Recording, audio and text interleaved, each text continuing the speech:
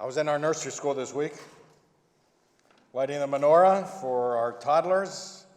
I often go into those classrooms before Jewish festivals, and my formula is always the same. I walk into a room of, say, 15 tots, several teachers, and quite a few parents, and I ask them, who knows what holiday we're celebrating next week? I like to hear kids shout out the answers to me, even though many of them need constant reminders about who actually I am. When I leave the class afterwards, I overhear the kids ask their parents, who was that man? Who was that man? So true to form, as I entered the class this week, I asked, who knows what holidays we're celebrating next week? Without hesitation and without missing a beat, a young child yelled, Christmas!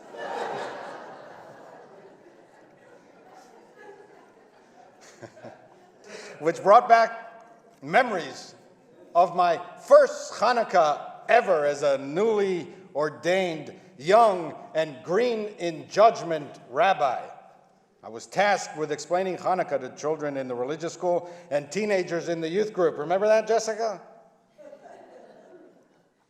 It's not as easy as you think. The history of Hanukkah and the reasons for the festival are not entirely clear. It's a theologically complicated holiday. We don't read about Hanukkah anywhere in the Bible.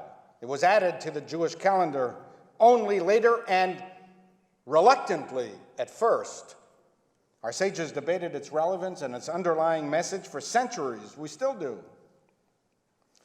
It's easy to say that the good guys won and the bad guys lost, but truth is, we don't really know who precisely were the good guys and who precisely were the bad guys, who won and who lost, what constituted victory, what was won and what was lost, and what lessons can we derive from all of this?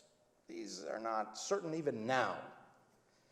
So, how, as a newly minted rabbi, to explain Hanukkah to kids? The kids were viewing Hanukkah not through a particularly Jewish prism in the first place. It was almost as if, for them, Hanukkah was the Jewish Christmas. It was compensation for being left out in the cold, literally. Now, I spent my teenage years in Israel. No one gave a passing thought to Christmas in Israel. It had nothing to do with Hanukkah.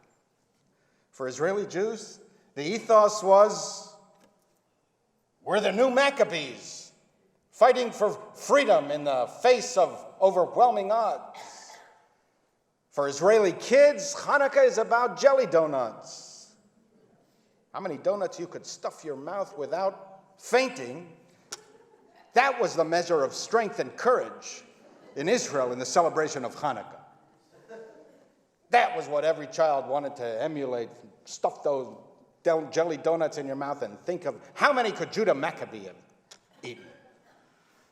So back then, on my first Hanukkah as an ordained rabbi, when the synagogue children began describing their Hanukkah rituals to me, Hanukkah bushes and Hanukkah caroling, well, frankly, I was impressed by the creativity of American Jews.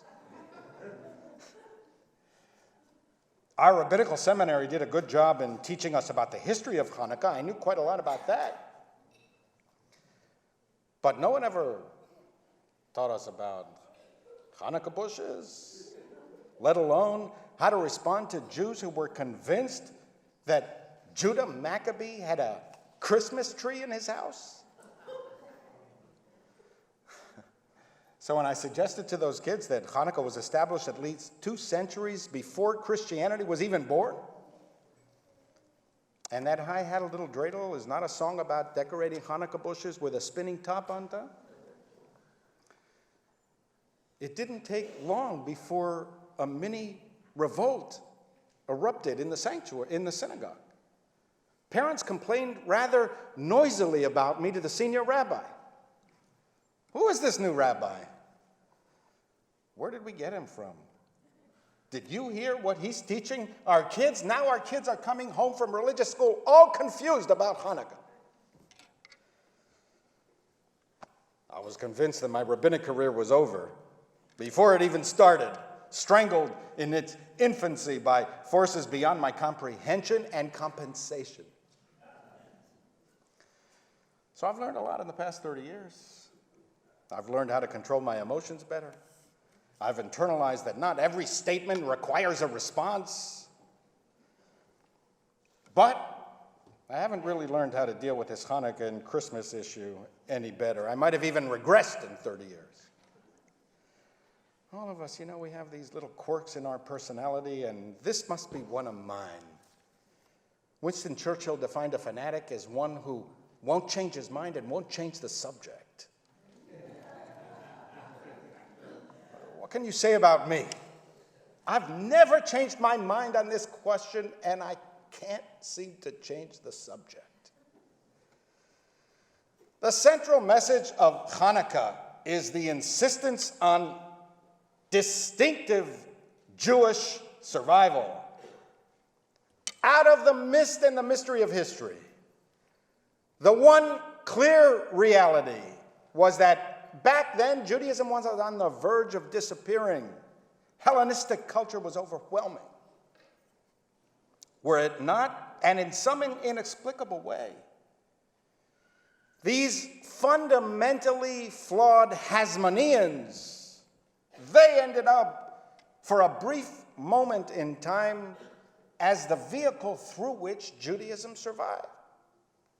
Were it not for them, Judaism might have ended in the 2nd or the 1st century BCE, the same period that many ancient civilizations succumbed to the overwhelming power of Hellenism.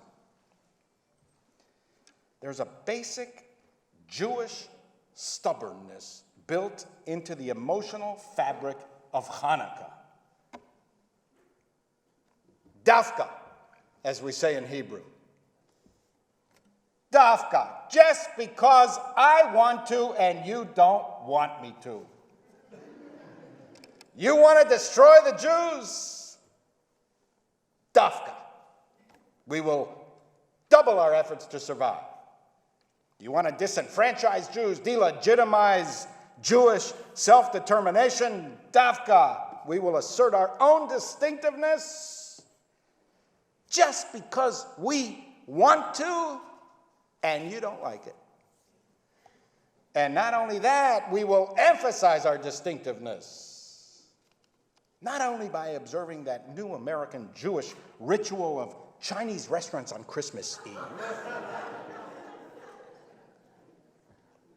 when every Asian eating establishment in New York City looks like a mini synagogue.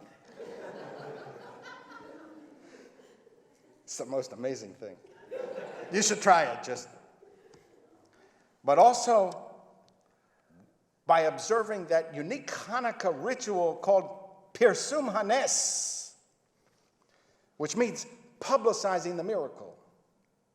By lighting menorahs, we'll light menorahs everywhere that we could possibly think, so that it will seem to everyone else that, those Jews, they're everywhere. There's so much more of them than there really are. And so when we light the Hanukkah candles, we are rededicating ourselves. That is the meaning of the Hebrew word Hanukkah, rededication. We are rededicating ourselves to Jewish life, Jewish continuity, and Jewish survival. The candles symbolize Jewish distinctiveness, the opposite of Hanukkah bushes. The nursery school child, though, was right. Hanukkah and Christmas do fall this year, next week. What a great opportunity to mark the true spirit of Hanukkah.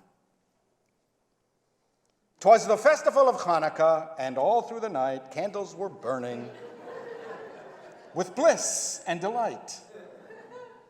The Jews and the Gentiles this year synced, Hanukkah and Christmas together linked. What a special, awesome, and holy week, giving joy to the strong and hope to the meek. Disconnecting from stuff that causes anxiety, like public officials and their self-righteous piety. We should focus on things not in the news, eager to conquer our winter blues. No word from outside, nothing to tempt, nothing to make us feel too verklempt. No reason at all to feel like a grump, no need to think of